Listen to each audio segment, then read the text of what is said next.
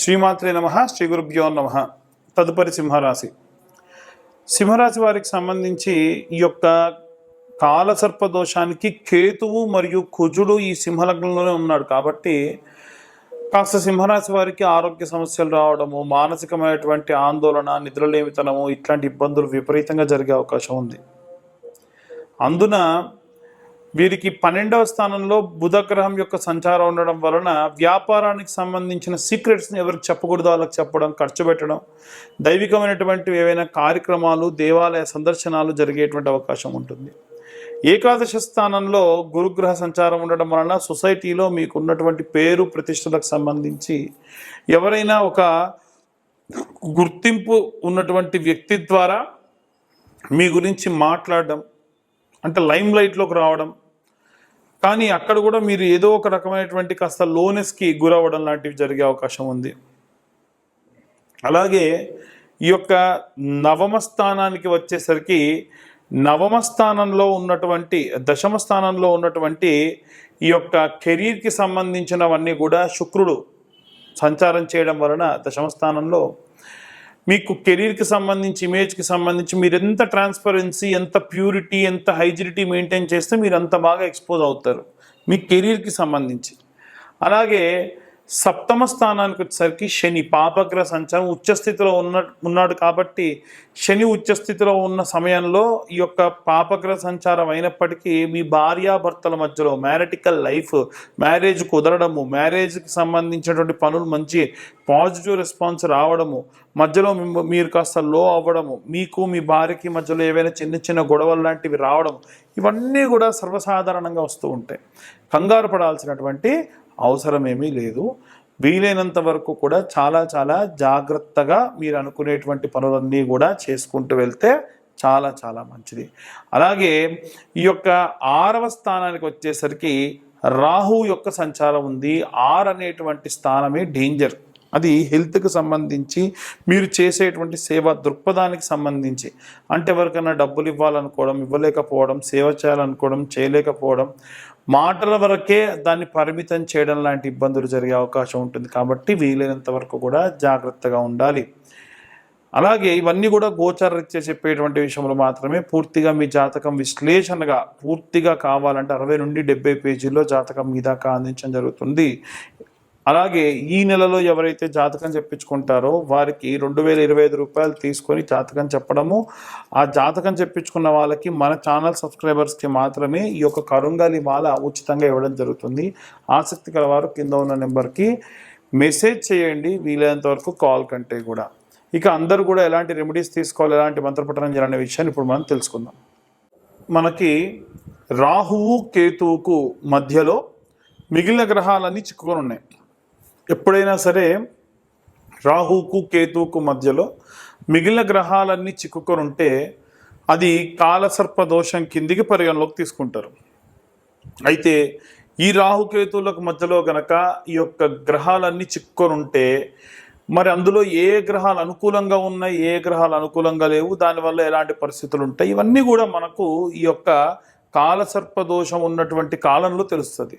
కాలసర్ప దోషం ఉంటే ఏమవుతుందనంటే పనులు సజావుగా సాగవు, ఏవైనా సరే అనుకున్న పనులు అనుకున్నట్టుగా జరగవు, దగ్గర దాకా వచ్చి వెళ్ళిపోవడము, అలాగే ఆరోగ్య సమస్యలు రావడము, ఇలాంటివి వస్తూ ఉంటాయి. అంటే అంత శ్రేయస్కరమైన కాలం కాదు. అయితే ఇప్పుడు ఈ గ్రహాలు ఎక్కడెక్కడ ఉన్నాయి, దాన్ని బట్టి ఎలాంటి పరిస్థితులు ఉంటాయి అనే విషయానికి వస్తే మనకు ఉన్నటువంటి గ్రహాలన్నీ కూడా చూసుకుంటే రాహు తర్వాతకి శని, ఆ తర్వాతకి శుక్రుడు 3వ స్థానంలో రాహువు నుంచి, 4థ స్థానంలో గురువు, అలాగే 5మ స్థానంలో బుధుడు, అలాగే 6మ స్థానంలో కుజుడు మరియు కేతు గ్రహాలు చిక్కుకొని ఉన్నాయి.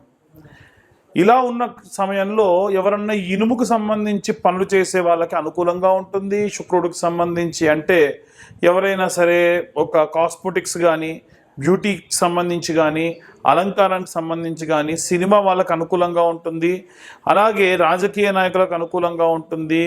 కానీ ఎవరైతే ఉద్యోగస్తులు ఉన్నారో ఉద్యోగస్తులు ఎవ్వరికి కూడా బాగాలేదు, రెసిషన్తో కూడినటువంటి కాలం అని చెప్పొచ్చు. బిజినెస్ పరంగా కూడా వ్యాపారస్తులు కూడా చాలా నష్టపోయేటువంటి కాలము.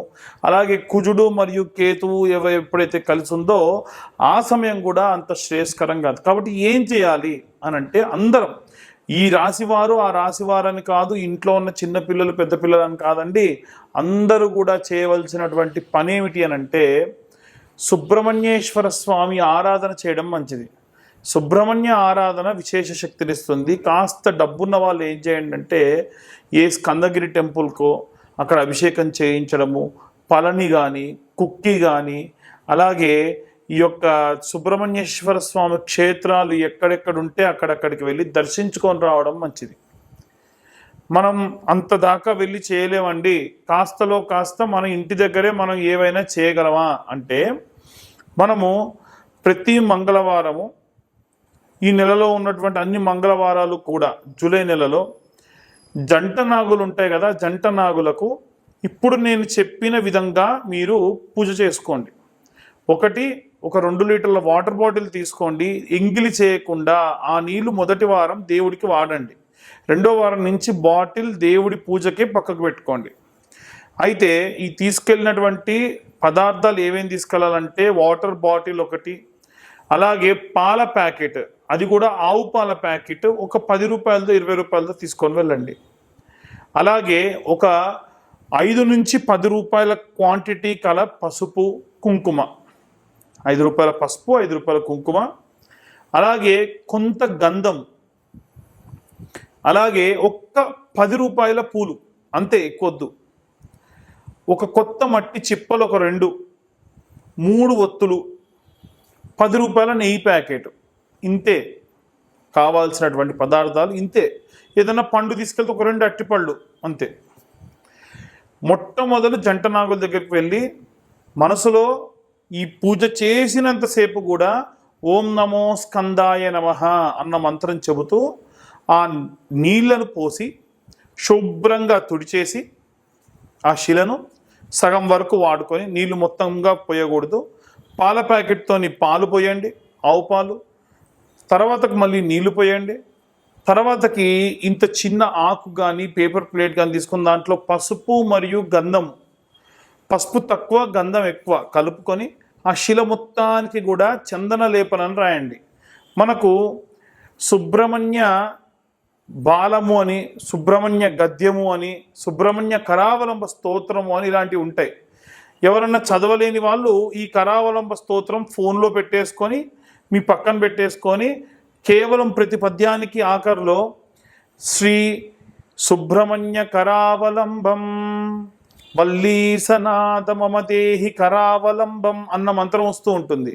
ఆ ఆఖరి మంత్రాన్ని చెప్పినా చాలు, ఆ పద్యం అంతా వస్తుంది. కాన్సన్ట్రేషన్ అంతా పద్యం మీద పెడుతూ మనం ఆ శిలను రాస్తూ వల్లీసనాథ మమదేహి కరావలంబం అని వస్తుంది. అలా వచ్చినప్పుడు ఓం నమో స్కందాయ నమః మనసులో అనుకుంటూ శిలకు రాయండి. ఆ గంధం పసుపు కొద్దిగా, గంధం ఎక్కువగా రాయండి.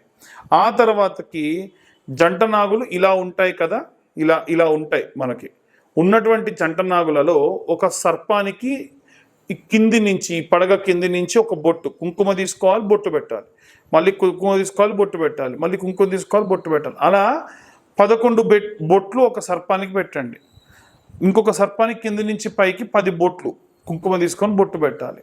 అలా స్వామివారి శరీరం పైన లేపనం చేసిన గంధాన్ని తీసుకొని చేతికి పెట్టుకొని, మీ పిల్లలు కూడా వచ్చారు మీతో పాటు, మీ ఆయన వచ్చారు, మీ ఆయనకు పెట్టండి, మీరు పెట్టుకోండి, మీరు ఇక్కడ రాసుకోండి, మీ పుస్తకాల తాడుకు పెట్టుకోండి, ఇంకొంచెం తీసుకెళ్తాను ఇంటికి తీసుకెళ్ళండి, ఇంట్లో ఉన్నటువంటి పసుపులోనో గంధంలోనో కలుపుకోండి, నిత్యం వాడుకోండి, చాలా మంచిది. ఇప్పుడు మీరు రాసిన తర్వాత ప్లేట్లో ఇంకొంచెం మిగిలింది ఇంటికి తీసుకెళ్ళండి, రోజు మీరు వాడుకోండి. అయితే పొడిగా ఉన్నటువంటి పదార్థం ఏది కూడా తిరిగి ఇంటికి తీసుకెళ్ళకూడదు. స్వామివారిపై రాసినటువంటి ఆ గంధ లేపనాన్ని మాత్రమే మీరు ఇంటికి తీసుకెళ్ళాలి. ఇదంతా అయిన తర్వాత, చాలామంది మొదలే దీపం వెలిగించమంటారు, అలా చేయకండి. అయిన తర్వాతకి దీపం వెలిగించాలి. 2 మట్టి ప్రమిదలు, ప్రతిసారి కొత్త మట్టి ప్రమిదలు, 2 మట్టి ప్రమిదలు, దాంట్లో ఒక 3 ఒత్తులు, 3 ఒత్తులు కలిపి ఒక ఒత్తి కింద చేంజ్ చేసి ఆవు నెయ్యి వేసి దీపం వెలిగించండి. ఆ తర్వాతకి 21 ప్రదక్షిణాలు చేయండి. ఇప్పుడు మొదటి వారం నుండి ప్రారంభించి 21 ప్రదక్షిణాలు ప్రతి వారం చేశారనుకోండి, 5 వారాలు ఉంటాయి. 5 వారాలు చేయాలి ఖచ్చితంగా.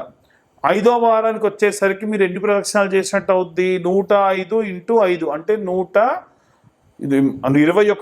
× 5 అంటే 105 ప్రదక్షిణాలు చేసినట్టు అవుద్ది. ఆఖరి వారం 3 ప్రదక్షిణాలు ఎక్కువ చేయండి, 3 సార్లు బొట్టు ఎక్కువ పెట్టండి. దీనివలన మీరు పూర్తిగా 108 సార్లు ఈ యొక్క సుబ్రహ్మణ్యేశ్వర స్వామికి అంటే జంట నాగులకు ప్రదక్షిణ చేసిన దానితో సమానం. కాబట్టి విశేషంగా ఏదైనా సరే ఈ కాలసర్పదోషానికి సంబంధించి నెల మొత్తానికి కూడా కాలసర్పదోషం ఉంది కాబట్టి ఈ రకమైనటువంటి ఇబ్బందులు కలిగే అవకాశం ఉంటుంది. చాలా చాలా జాగ్రత్తగా ఈ యొక్క ప్రదక్షిణాలు చేసుకోండి. ఇలా చేయడం వల్ల విశేషంగా మీరు సత్ఫలితాలు పొందవచ్చు. ఇదంతా కూడా మేము గోచార రీత్యా చెప్పేటువంటి విషయములు మాత్రమే. చాలామందికి చాలా రకాల అనుమానాలు ఉంటాయి. అయితే మన ఛానల్ చూసే వాళ్ళు నేను బాగా వెరిఫై చేసిన తర్వాతకి తెలుసుకుంది ఏంటంటే, మారుమూల గ్రామాల వాళ్ళు, ఉదాహరణకు చెప్పాలనంటే ఒరిస్సా బార్డర్ వరకు, విజయనగరము, శ్రీకాకుళము, కర్నూలు, అలాగే కడప జిల్లాల్లో ఉన్నటువంటి వాళ్ళు, నల్లగొండ జిల్లాలో ఉన్నటువంటి వాళ్ళు, కృష్ణా జిల్లాలో ఉన్నటువంటి వాళ్ళు, తెలంగాణలో కూడా నిజామాబాద్, బైన్సా దాకా కూడా చాలామంది ఈ యొక్క వీడియోలు చూస్తూ ఉన్నారు. అందరూ ఏంటంటే జాతకం చెప్పించుకోవాలన్నటువంటిది ఇది ఉంటుంది, కానీ డబ్బులు వెచ్చించడానికి ఇబ్బందులు పడుతూ ఉన్నారు. వారి కోసం ప్రత్యేకంగా ఈ నెలలో ఇవంతా కూడా గోచార రీత్యా చెప్తున్నాం. పూర్తిగా జాతకం తెలుసుకోవాలనంటే మీ పేరు, మీ date of birth, time, place కింద ఉన్న నెంబర్కి ఒక్కసారి మీరు వాట్సాప్ చేయండి.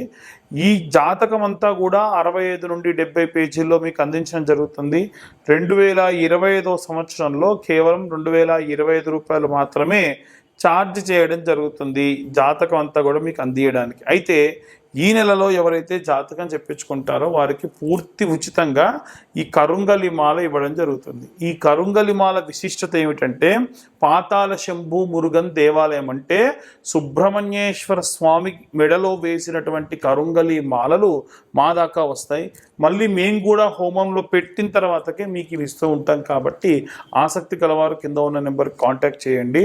జాతకం చెప్పించుకుంటాం కానీ మాకు కరుంగలి మాల వద్దన్నా 2025 రూపాయలు. ఎందుకంటే కరుంగలి మాల నేను నా ఇంట్రెస్ట్ కొద్దీ మీ దాకా ఉచితంగా ఇచ్చేటువంటి ప్రయత్నం చేస్తూ ఉన్నాను. ఆసక్తి కలవారు కింద ఉన్న నెంబర్ కాంటాక్ట్ చేయండి. పూర్తిగా ఈ యొక్క జాతక విశ్లేషణ గురించి తెలుసుకోండి. సర్వే జన సుఖినో భవంతు. స్వస్తి.